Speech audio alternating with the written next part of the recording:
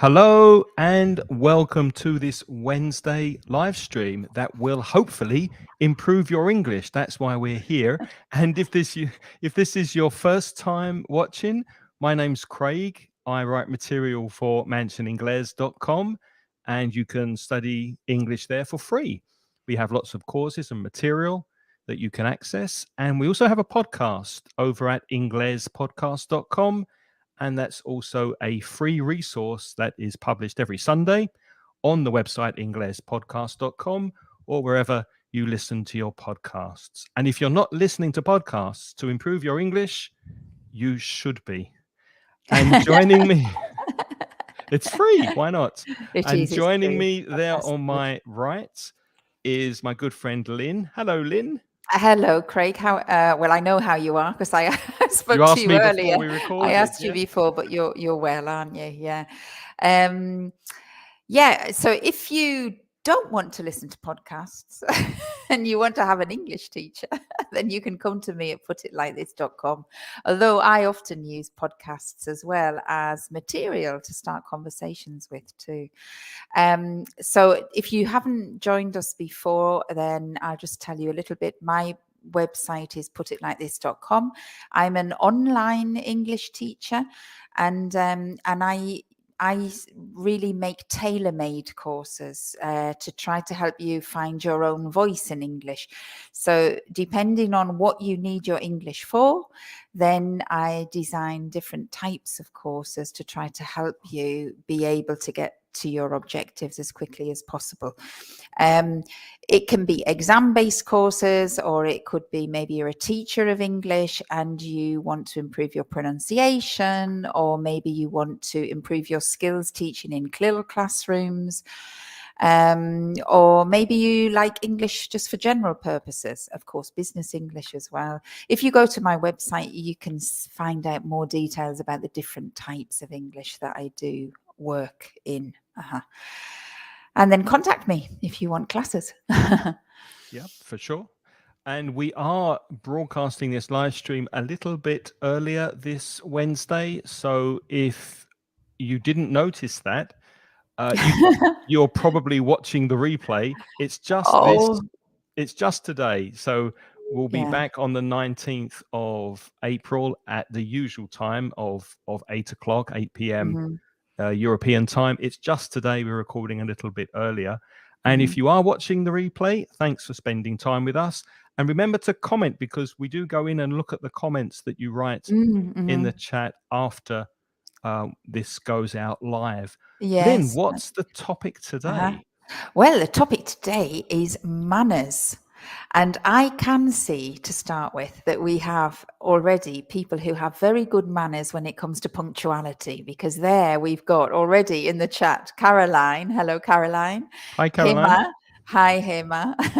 And Santiago from Argentina, which is great. Thank you for joining us.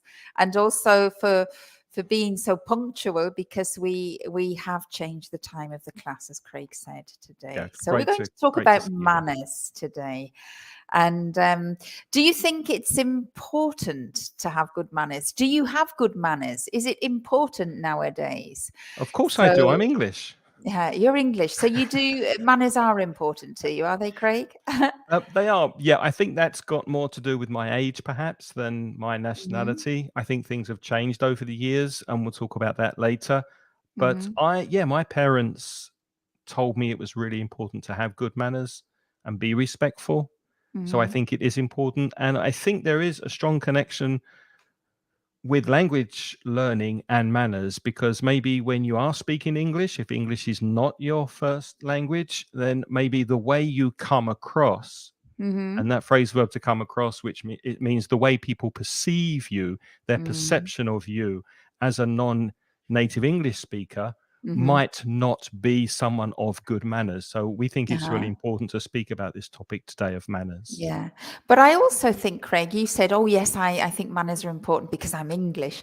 But I think manners exist in all cultures. It's just that they're different. True. And I think one of the big problems with not just language learning, but language learning because you're relating to other cultures. And one of the big problems about manners is that from culture to culture, there are different norms, yeah, about manners. And so it is true, as you said before, that when you learn, if you're learning a language, you also have to learn a little bit of the culture where that language is spoken and adapt accordingly. Now, both you and I are, of course, British, so we'll be talking today very clearly about British manners. But, you know, manners in America are slightly different too. And manners in New Zealand or in other countries where English is spoken as a native tongue, India, for example, parts of Africa where English is the main language, the cultures can be completely different. And That's true. And Gemma says that she's Spanish and manners are also important. Of course, in Spanish, in the language, you have a different word if you want to be more polite for the second person. You have usted. yeah, You have tú if you're being informal, and usted if you're being more more respectful.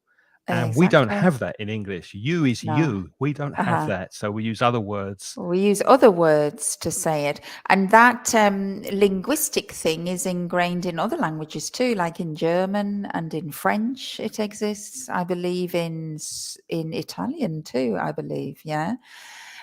So other languages sometimes have different grammatical structures, which where their manners are reflected in it. So it is very closely linked with language learning, isn't it? Vicente's also in Spain, and he says Uh-huh. that he wouldn't like to be bad-mannered and forget to say hello to anyone on the internet. Hello, Vicente. Thank you for Thank the you, lovely Vicente, for that introduction. lovely introduction. Yes, and Graciella's with us too from Argentina. So maybe that's the first manners, isn't it? We can talk about that one straight away. Is that one of the things in English which is important? I think is to introduce yourself. Don't you Yes, think that in a absolutely. crowd to And many say who people you are? don't because of shyness. People are shy. Mm-hmm, They think, oh, maybe I shouldn't put the mm-hmm, attention on me. But I do make a point of introducing myself to anybody new or anyone mm-hmm, new who comes into a group. I say, hi, I'm Craig. mm-hmm, What's your name? Nice to meet you. Immediately, I make sure that mm-hmm. people are welcome. Mm-hmm. And you can use phrases like, hi, I often say, hi, I'm Lynn. I don't think I've met you before. Yeah, And that sort of expression, I don't think we've met, or I don't think I've met you before. It kind of softens it, doesn't it? Because if you just say, hi, I'm Lynn, it maybe makes you sound that you're very important and that people that I want right. people I'm to know Lynn. who I am because I'm Lynn. Didn't you know? Don't you know who I am? Exactly. So we kind of soften it with that phrase, hi, I'm Lynn. I don't think I've met you before. And Yeah. that is sort of a little bit, some of, I think the manners in language in English can be something, we use the word self-effacing. I don't know, can we put that in the chat? Craig, can you Yes. write self-effacing in the chat? And it kind of means that you try to take away the importance of you personally. You try to show humility a little bit when you're trying to interact with other people. And a lot of the English language is like that, isn't it? Self-effacing. So you say, I don't think we've met. You try to take away, you don't want to attribute too much importance to yourself. Hmm. And you want to give protagonism to the other people. I think. Exactly. Hi, Natalia. Natalia's watching live from the Ukraine, and Santiago, we said hello to before, and Hmm. Graciela, I think, as well. So lovely to see so many of you Yeah. notice the different time. Let's look at some vocabulary that connects to manners. We've got obviously good manners and bad manners, and you can turn that into a compound adjective by saying good mannered, a good mannered Hmm. person, or a good mannered man, Hmm. or good mannered lady, etc., or well mannered, Hmm. well behaved. Be Hmm. careful of the opposite of polite. Many people forget that prefix. It's impolite. That's the Hmm. opposite of polite, Hmm. impolite, Hmm. which is very similar to rude. Don't be so rude. I think we tend to use rude more commonly in spoken English, don't we? Impolite exists, but we usually say, oh, they were rude, or that's rude, when we're complaining about people who don't show good manners. And I think we have to, because we've got a lot of Spanish speakers in the live stream now and watching maybe the replay, it's important, I think, to mention sometimes there's a bit of a false friend between Spanish and English. Sometimes Spanish people say it's important, education is important. And they really are meaning manners are important. For us in England, in English, education is to do with academic education. So it's whether you've learned maths and science and biology and all the subjects. That's education. And in Spanish, I think the word educación is something like when you say they haven't got any educación, it means you mean that they are bad mannered, or they are being rude, or they do not have good manners. Yeah. So be very careful with that false friend with education and manners. Okay, education for us is purely academic. It's got nothing to do with this, what we're talking about today. That's a good point. Natalia says that she asks, is it considered good manners to apologize frequently with or without reasons? In English, yes. It's really funny, actually, Natalia. If you're walking along the street in the UK and you bump into somebody by accident, to bump into means you're not looking where you're going, you're walking along the street, and you hit somebody with your arm. The person who gets hit usually apologizes. Oh, sorry. Even though they didn't actually do anything. They are the victim, and they feel they need to apologize because that's good manners. So yeah, British people do apologize, especially they like using phrases like I'm afraid or I'm sorry if they want to disagree, or they want to ask for something, or if something might inconvenience another person. I'm afraid I don't quite agree with you. I'm sorry, I don't see it that way. So there's a lot of apologizing in English to be polite. Yes. But it isn't really apologizing. That's what it is. I at the end of this podcast, at the end of this live stream, I will give a recommendation for a podcast, because I've listened to a very good series of podcasts about manners, and the person on this podcast explained it very nicely, I thought, about why English people say sorry even when they haven't done anything. And what he said, and I think it's true, is when they say sorry, what they're trying to do is to mitigate the damage that has been done. So they're trying to lessen the damage.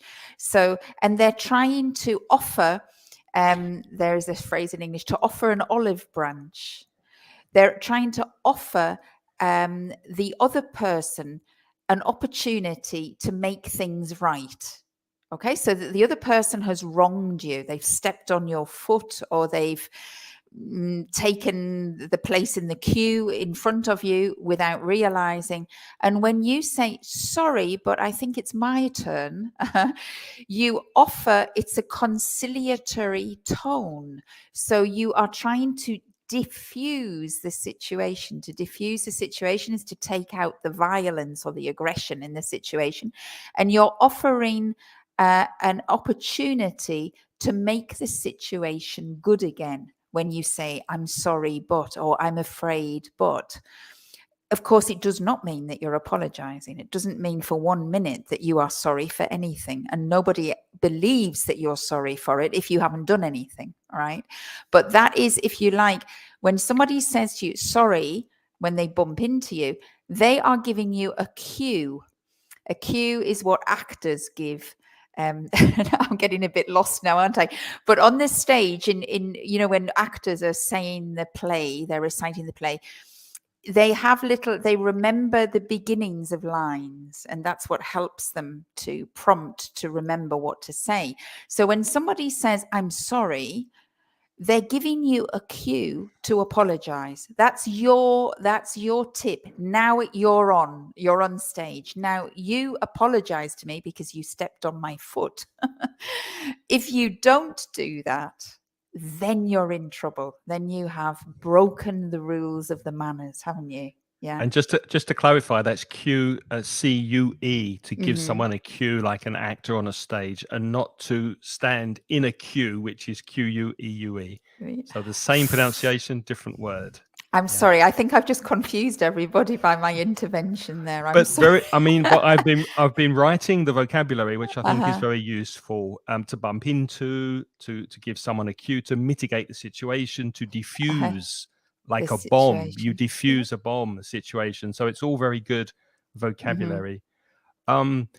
Graciella's talking about education at school, manners at home, that kind of Mm-hmm. thing. We're going to look at different areas and give our opinion on manners from a British perspective. But of course, we want to hear from you what it's like in Germany, Caroline, what it's like in Argentina, Mm-hmm. in Spain, in other parts of the world, just to get some different opinions on this. But I think it's useful to look first at some expressions you can use when you speak about manners. And here are some Mm-hmm. examples that Lynne sent me earlier. I can't stand it, which is similar to I really dislike it. I can't stand it when blah, blah, blah. Or I hate it when people do this, for example. I hate it when people bump into me and do not say sorry. I hate it. I hate it when people don't hold the door open and it smacks in my In your face. face. Uh-huh. And yeah, and they don't look behind them. They probably hear there's someone Mm-hmm. behind them, but they Mm-hmm. don't. They're in too much of a hurry, too much of a rush, and they just go through the door and smack. Mm-hmm. The door hits me in the face. I Mm-hmm. can't stand it when that happens. Mm-hmm.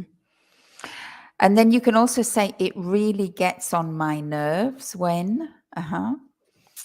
And you can say, then of course there are many modal verbs. When you think you know the way people should behave, you can say you should do this, you ought to do this, or you're supposed to do this, or you must do this. Mm-hmm. Now, I have to say as well, I just before we go into the situations, I don't know if the listeners, if you find the same thing because you're learning English. But I've lived in Spain for a long time, 23 years. And before that, I lived for 13 years in Germany. So I've had experience of different manners. But I still, even though I've got quite a lot of cultural awareness, I find that my physical reaction is the same with manners. So, for example, I can't stand it when somebody bumps into me in the street and I say automatically, in English, I would say, I'm sorry. And of course, foolishly, I translate that into Spanish. So I say, lo siento, or I say in German, entschuldige mich, right? And in those cultures, for example, apologizing when you haven't done something is not normal. Mm-hmm. Yeah, And so the people that I do that to, who are Spanish or German, of course, usually some of them don't say anything back right. to me. And then that really makes me angry and I can't stand it, even though I know that it's a different etiquette. Yeah, it's so Does that happen to you? ingrained It's in so your ingrained education. into you, It's that ingrained.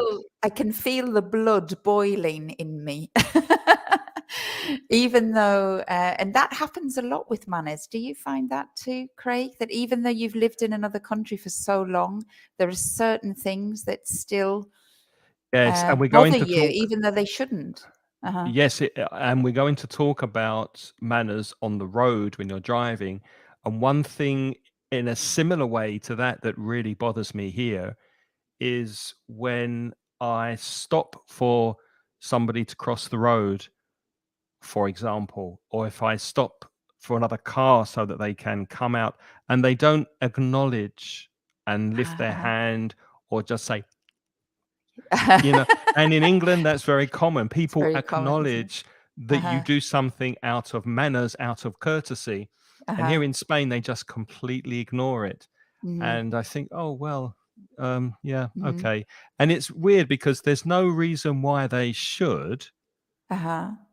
There's no reason why they should acknowledge or wave or say thank you. As it Because was if I your want to stop, decision to do it's it. my decision to Yeah. do Uh-huh. it. And that's what I want to do to Mm-hmm. feel good about myself. But Mm-hmm. in a similar way to your sorry, it's so much in my upbringing, my culture, my Uh-huh. education that it just bothers me still after 25 years of Yeah. living here in Spain. It's weird. It's Mm-hmm. strange. Mm-hmm. Yeah. Mm-hmm. So let's go to the first area then, because we mentioned queuing before. Mm-hmm. Manners with queuing. Now, obviously, the British are well known for their queuing. It is a national sport, and queuing is something that's taught in schools. No, it's not. It's not. But Uh-huh. British people like to queue, and in Spain, I've noticed that some people do queue, waiting for a Mm-hmm. bus, for example, and some people just don't. And nobody seems to mind. There doesn't seem to be any objection, or Mm-hmm. nobody protests if somebody jumps the queue. To Mm-hmm. jump the queue is to go in front of other people who have been waiting in line. Mm-hmm. And in American English, it's cutting in line. To And in cut British in English, line. it's Uh-huh. jumping the queue. Queue. Mm-hmm. It's very interesting queuing manners because they are very different across the world. I remember when I was in France, I don't know if we've got any French listeners today, but I seem to remember in France that it was just a push. When you went to get onto the bus, nobody queued and everybody just pushed. So Yeah. you had to really get in there. If you stayed back to be polite, you could not get into the bus.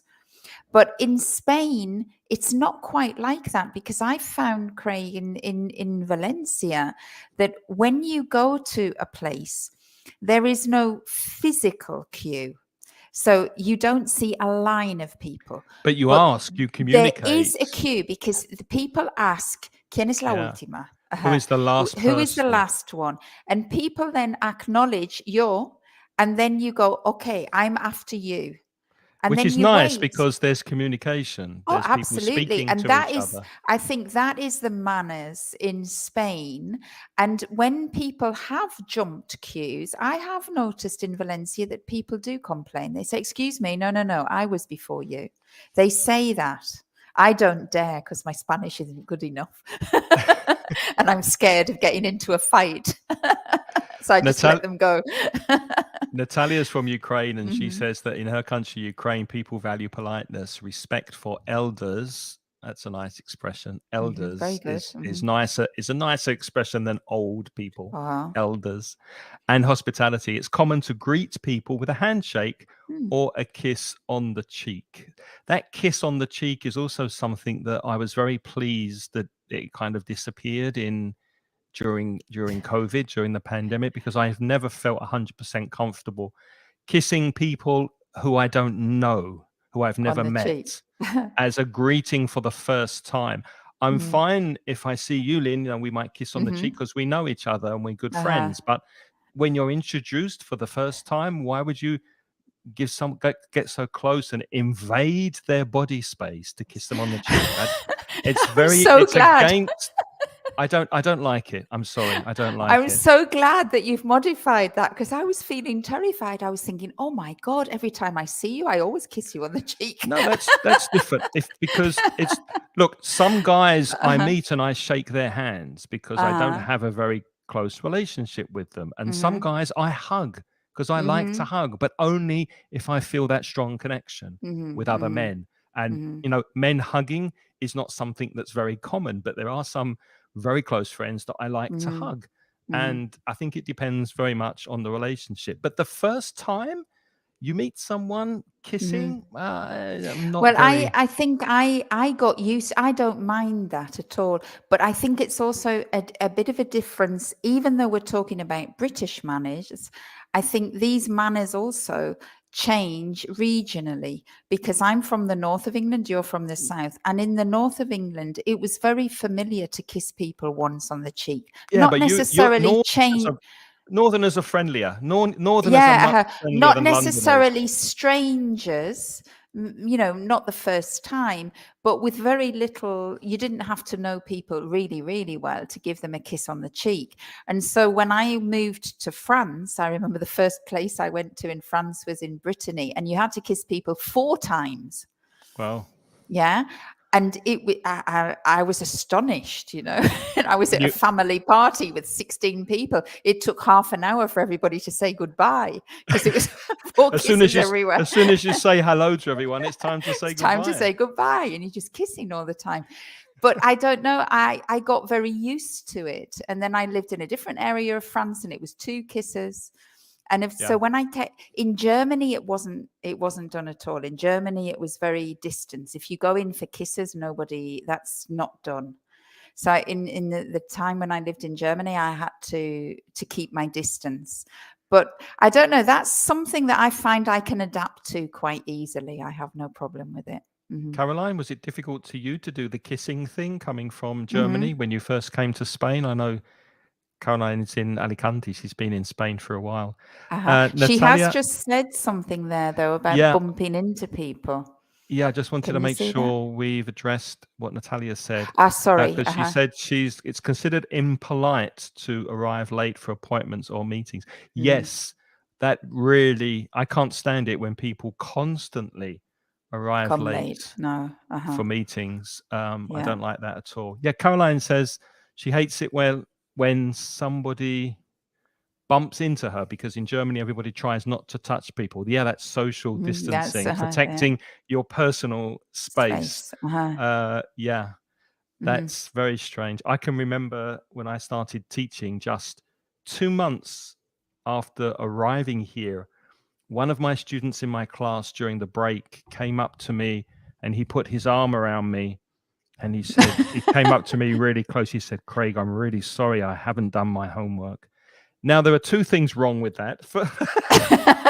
First of all, there's the student-teacher relationship, where in Spain it's much more informal. In the UK, Informal. it's not. Yeah. You don't put your arm around the Around the teacher in the teacher, you don't UK. touch the teacher, no, And and because you certainly don't kiss the teacher either. I he had didn't, English friends he here. didn't kiss me. He didn't kiss me. Well, I But had English friends visiting here, and they saw my daughters kissing their teachers, and they said that's not allowed in England.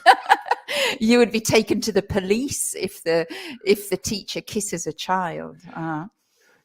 Caroline, I don't know if that's a What was the problem other thing your that was end. wrong for One Craig? second, Sorry, because I interrupted you. You said there were 2 things wrong with it. yes, Caroline, if you can't hear us, I think it's your end. So can Okay. everybody let us know if you're hearing us? If you're hearing us okay, if the audio's okay, Yeah, please can say you? yes in the chat so that we're sure it's not us. But I have a feeling it's your end, it's your side, Caroline.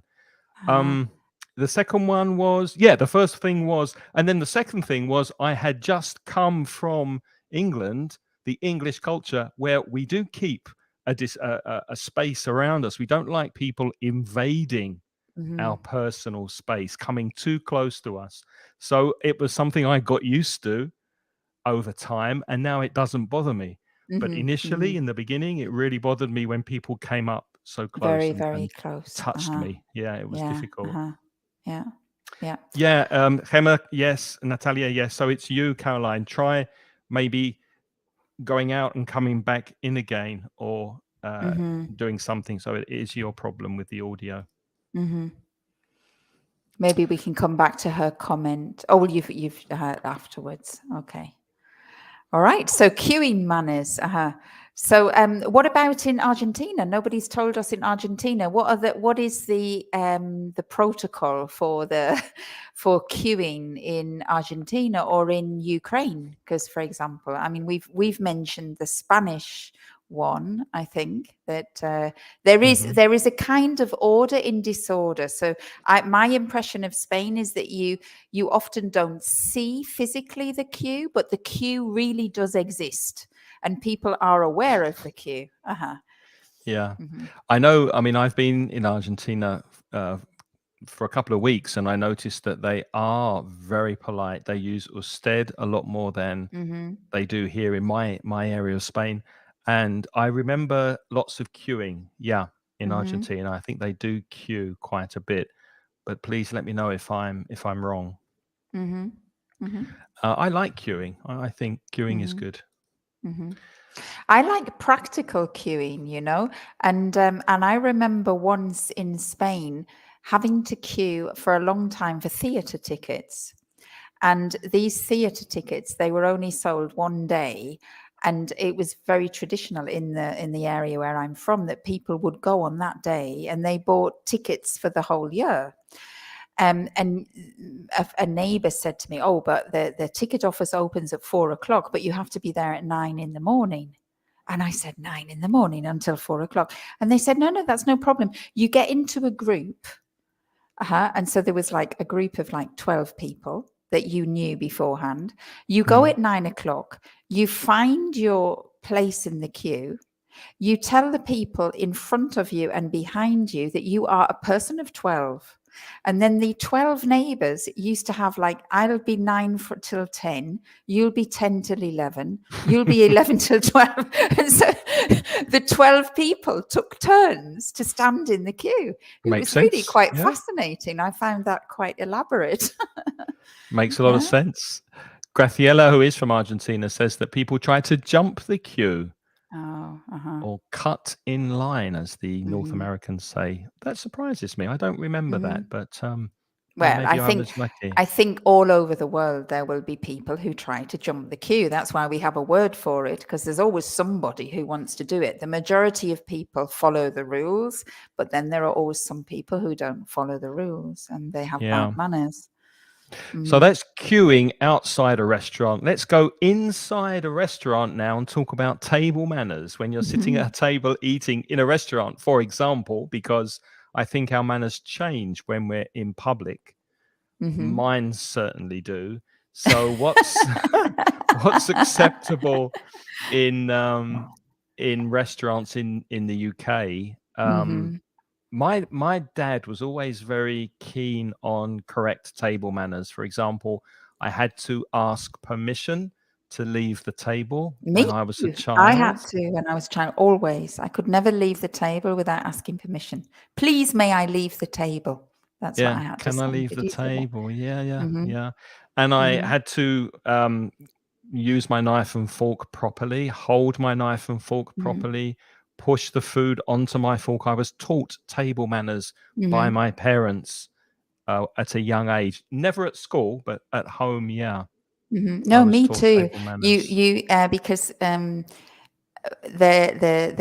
tradition was with the way you hold the fork. Like Americans, for example, are quite happy eating with one hand with a fork, and that was considered very bad manners in Britain.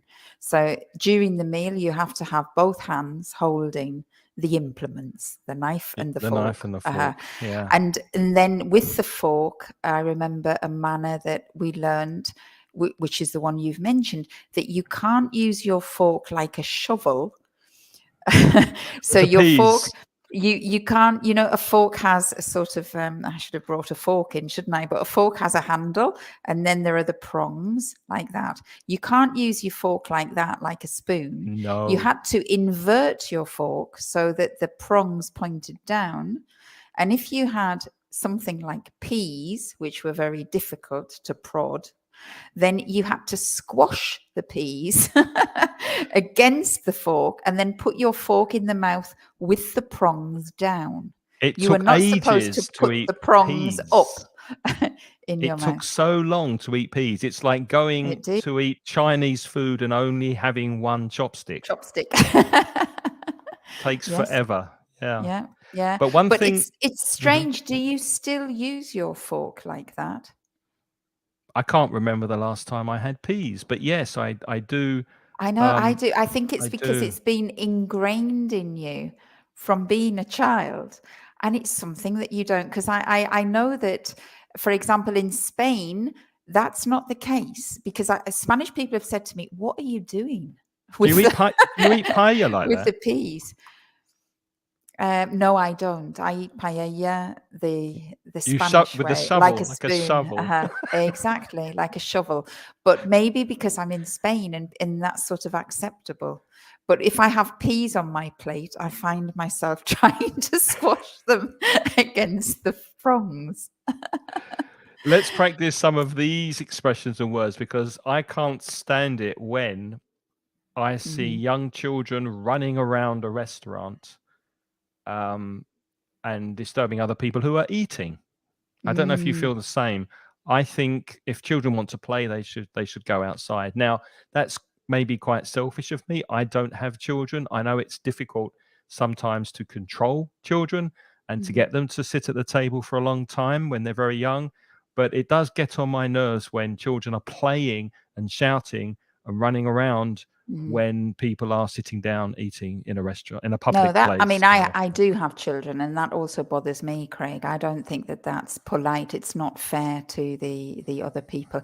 The thing that really gets on my nerves in restaurants, and it does happen a lot in Spain sometimes, is when people at other tables are being really loud.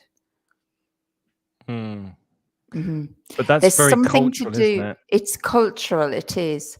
But I find that, for example, if you're in a restaurant and there is a table with people who are behaving like out of the norm, everybody else is sitting normally, and there's one table that is behaving particularly loudly, I find that bad manners. Uh-huh. Yeah, British people tend to be quieter in those social situations until they've had some alcohol. Oh, And when there's been a few beers drunk and a few glasses of wine drunk, British people get very, very loud. yes, they do. Hmm. Yeah, So it's, I think that's yeah, true. but I know, yeah, I agree with you Hmm. about that as well.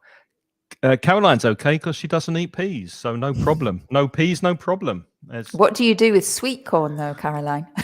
sweet corn, sweet corn, yeah, Sweet chickpeas. corn. Sweet corn is difficult because sweet corn doesn't squash. No, It's very tricky. Sweet corn. Hmm. yeah. Okay, let's look at another area. Hmm. Oh, this is a good one, isn't it? Mobile phones. Mm. There's lots we can talk about here. I don't like it when people use their mobile phone in a restaurant, for example, at the table, Hmm. unless it's an urgent call. If you're But expecting an do urgent you call, mean using a phone to speak on the phone, or do you mean to text? both. Both. If someone phones me, I will I'll get up and go outside to have the conversation. I won't have the Hmm. conversation at the table. It's Hmm. different if you're talking about something in a group of people and someone says, "What was the name of that actor who was in Saturday Night Fever?" And someone takes out their phone and looks up on Google. That's Hmm. a community thing. But if Hmm. someone's just sitting there looking at their Twitter or Facebook or Instagram Hmm. posts, that's rude, I think. Hmm. No, I agree. I also don't like people who take a phone call when I'm in the middle of a conversation with them and they don't Yeah. say anything. So their phone rings and I'm talking to them and they immediately take their phone. I think it's important to say, first of all, well, usually it's important to reject the call, I think. So to say, I think it's better manners to say, "Excuse me, I'll just reject," and you reject because you've caused a disturbance. But if you have to take the call, I think you need to apologize and you have to say, "I'm sorry, but I need to take this call. Would you mind?" But Yeah. then I think you should go away and come back and apologize. And a lot of people take very banal calls that are not important. I mean, not all of us are heart surgeons on call. Yeah. And a lot of the calls are just totally banal, BANAL, which is very stupid, not very interesting, Insignificant. Yeah. insignificant, Unimportant. unimportant. Hmm. It bothers me a lot when I'm in an office. If, for example, if I go to the bank or I go to um, renew my driving license or some bureaucratic office And what somebody is telling me without telling me when they answer their phone is that the person who they don't know, who has just Hmm. called them, is more important than I am. And Exactly. I'm sitting in front of them. So it's very Hmm. bad manners. Hmm. And yes, with phones, connected to Maria Clara's comment, who hates it when people play loud music or make loud sounds. People Hmm. on buses who talk really loudly on their phone, Hmm. that annoys me. And even if they've got these earphones in, you can still Hmm. hear the music. That can be really Hmm. annoying as well. And To be also frank, I hate it when people make personal phone calls on a on bus or a public metro transport. because Yeah, I don't want to hear their personal conversation. And I find it very rude yeah. that because you cannot not listen, can you? You're forced to listen.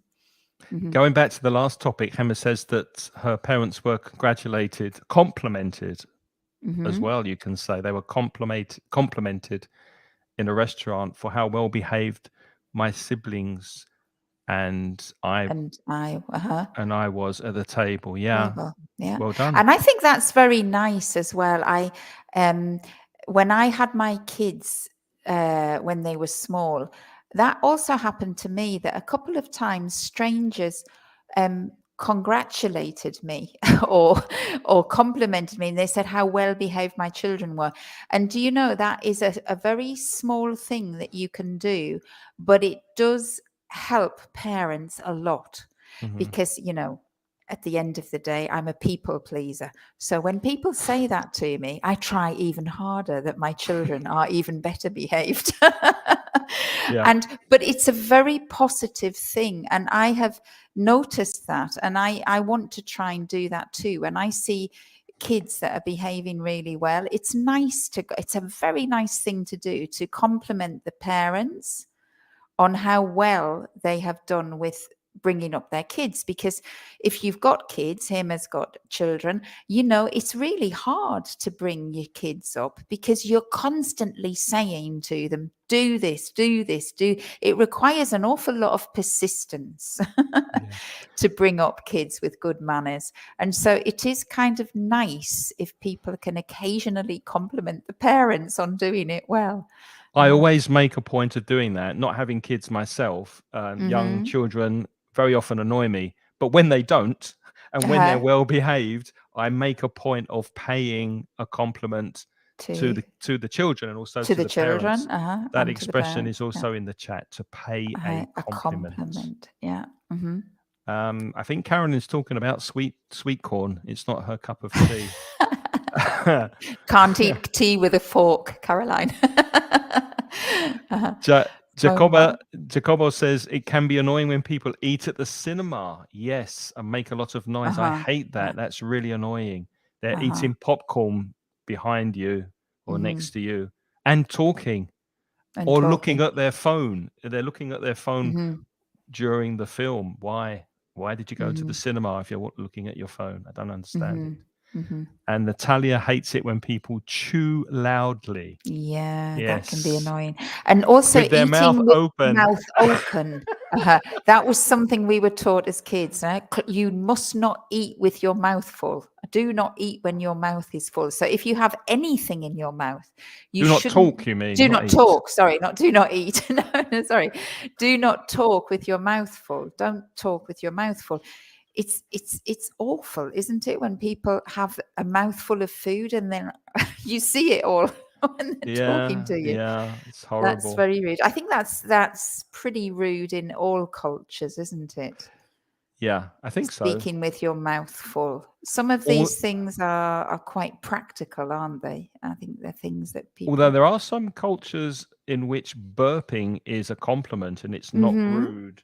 Yes, To I've heard that too. burp is where the wind comes up out of your mouth, and burping is sometimes, well, very often in Western countries, thought of as rude. But I Hmm. think in some I countries think you've it's a said burb, but it's burp with a oh, P, burp, isn't it? sorry. Hmm. Yeah, that should be To burp, burp with a P, a B-U-R-P. P, to burp. Hmm. That's not good manners in Hmm. in the West. Mm-hmm. Moving on to what should we look at next, Lynn? Any personal choice? Let's talk about offices. Offices. You've got something there for office etiquette, and has it changed? Oh, I have to Because remember when I worked in an office was a well, long time yeah, ago. well, and I'm a remote worker now, so I don't work in an office. So there are I think office etiquette and things in business situations are changing.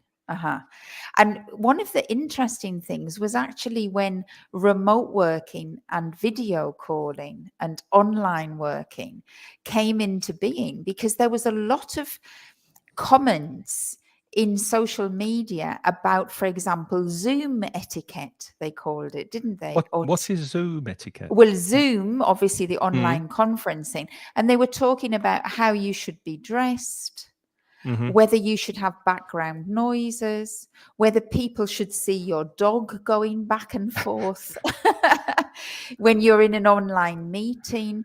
So there was Yeah, a whole area after the pandemic of manners that didn't exist, true. but we have started to invent them.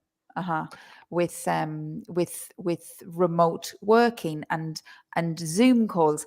And for example, it doesn't happen to me. I work all the time online, but usually, for example, I have noticed that my students are extremely punctual in an online environment. Yes, I've Whereas noticed when I that. used to work in the British Council and I used to have classes, many of my students would come in, like some of the students were early, but there would be sometimes half an hour would go by and people were still joining the class, which really annoyed me.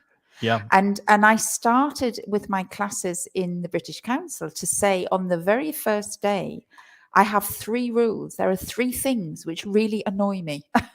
And one is not being punctual. And if you have a problem regularly because maybe your metro arrives consistently 5 minutes late, just tell me. And then I won't get angry. But it does make me angry. And I find it rude when people come into the class half an hour late. And just to maybe explain why, from a teacher's perspective, we plan the lesson so that we know more or less what we're going to teach in an hour or 90 minutes. So if people are coming into the classroom 15 minutes late, we can't, we've maybe started or we haven't started or we don't know how long to wait. So you might allow 5 minutes and just chat and talk to the students. But if they're coming in at different times, it's very difficult to teach what you need to teach.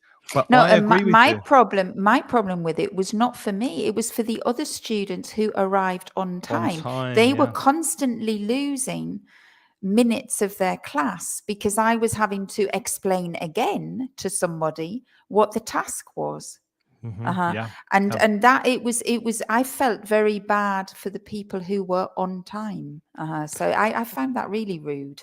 But that doesn't happen, for example, in an online class. I And have I've not noticed experienced that at all in my online classes. People are always on time. I've noticed that as well because I teach online conversation to small groups. The maximum is 8 people, but sometimes we might have 6 or 7 people, maybe 8 in the group. And usually, almost always, the students are arriving exactly on time on the hour and connecting on Zoom. And I really appreciate that. Yeah. And if you're interested in joining one of these groups, I'll give you details at the end of this.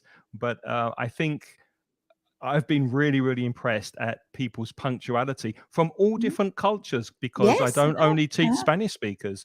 We no, have no, people no, no. from the Czech Republic, from France, from Germany, from other countries, and they're all arriving right on time, which is wonderful from a teaching perspective. It's very good. Yeah. One thing I remember when we did work in an office, Craig, you and I, well, in the place where we used to work, there was an office. There was also some things there that I found really bad. For example, I hated it to see people. We had communal keyboards because we had some shared computer spaces.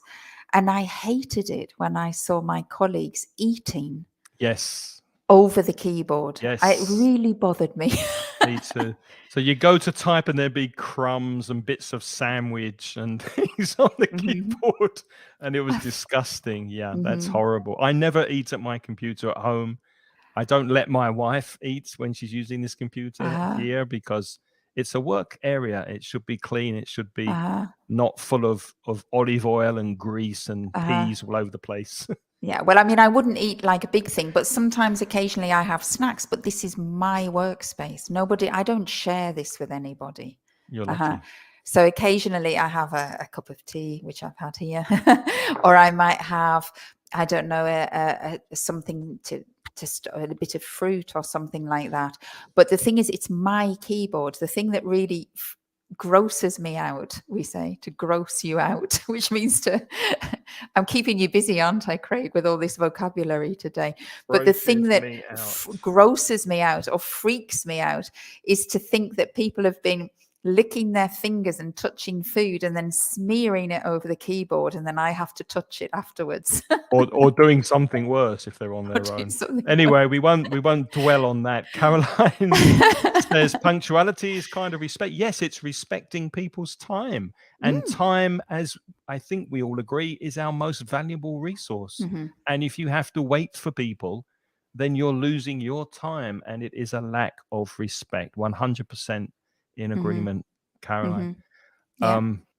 One thing I wanted to say before we leave office etiquette, I can remember when I did work in the office many years ago in insurance. I worked in insurance and for the civil service, was that there was a lot more sexist innuendo and conversation in the office than I think would be allowed now. The social norms, what's acceptable to say in between co-workers when I was working in an office in the 80s and 90s, it was a lot freer. So I think things have improved a lot. You can't say things that we said to one another back in those days, and things have moved on and things have improved. So the workplace has become more polite, actually, than it used to be in the past. More politically correct, more respectful of women, which is obviously a good thing, and more equality and diversification, acceptance of people from different different sexes and different ethnic backgrounds as well. So that's no, I agree. I think that's true. I think that's very true. Do we have time for one more? Go on then. I think so. Got time for one more. Has nobody got any comments? I want to know what happens in Argentina in the offices. What kind of office problems do you hate in Argentina and or in the Ukraine, for example, as well? Because we've talked about, of course, we were in the office in Spain. I was talking about my experience. You in England, me in Germany. Which are a bit similar.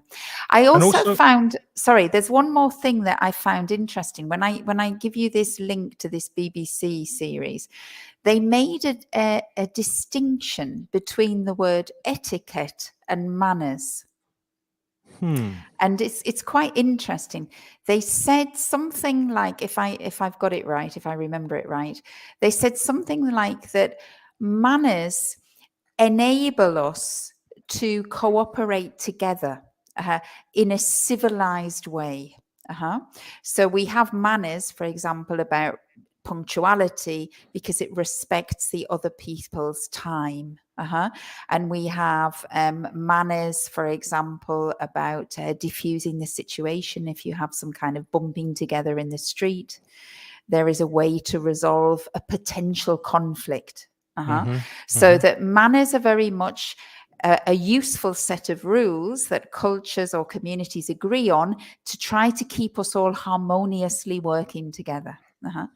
But apparently the difference between manners and etiquette is that etiquette is a set of rules that have been created to try to distinguish some people from others.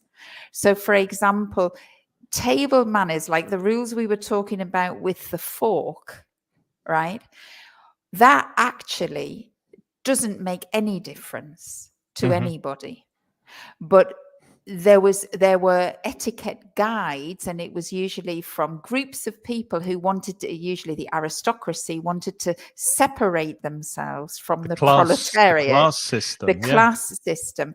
And so they introduced, apparently Louis XIV did a lot of this in France in the court, and they introduced a set of table manners, for example, which knife you should use, or how you should use your fork, where your hands go.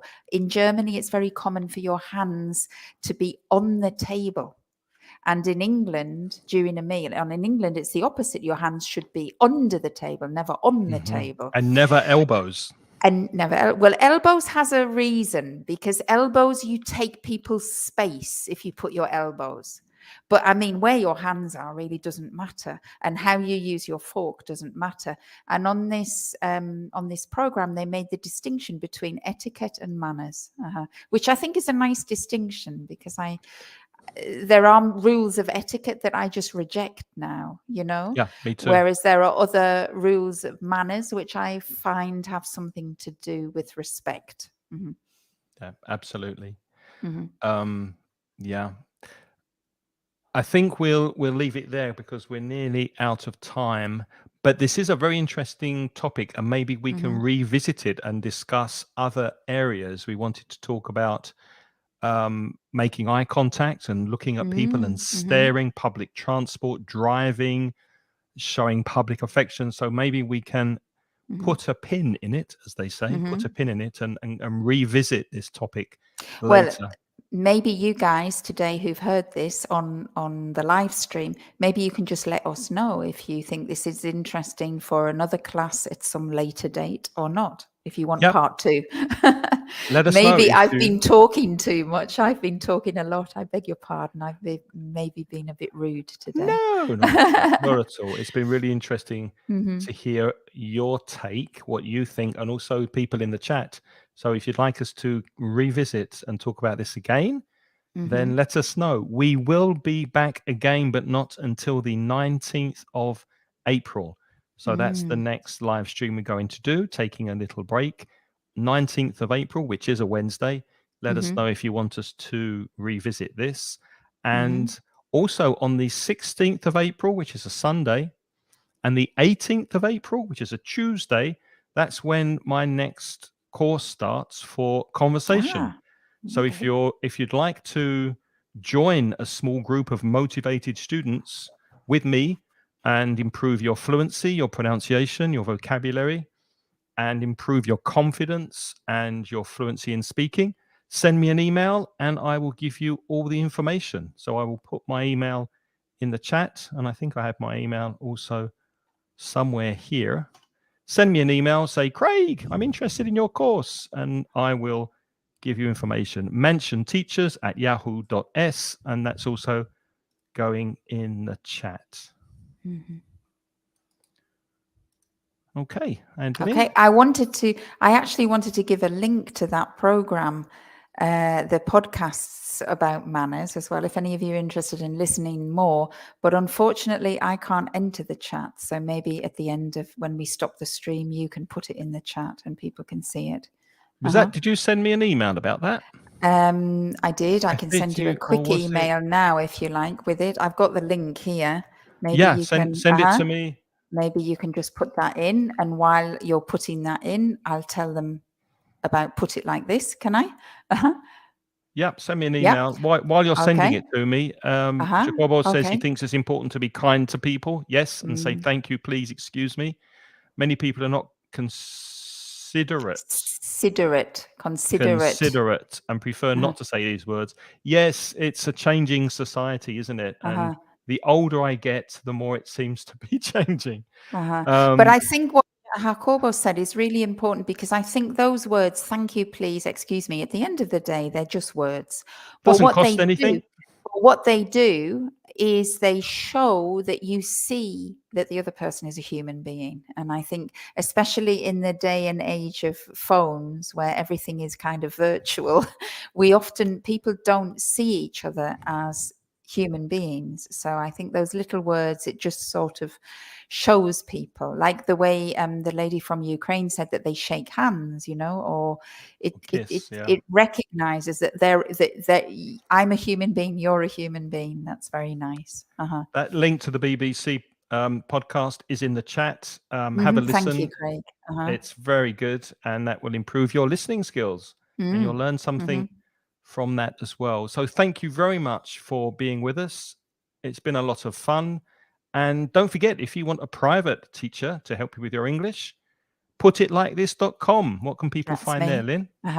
Well, I offer courses to help people prepare specifically to fulfill their objectives in English. So if you are preparing for an exam, that's one objective. If you're a business person and you need to make presentations, that could be another objective. You could be a language teacher and you want to improve your own pronunciation or your teaching skills in the classroom. So I offer a wide variety of courses, but if you look on putitlikethis.com, you'll be able to see some of the things that I do, and you can contact me over that web page. Okay. Thanks again for watching. See you on the 19th. Until then, Yeah. take care and see you soon. Bye-bye. Yes. See you soon, everyone. Thank you very much. Bye-bye.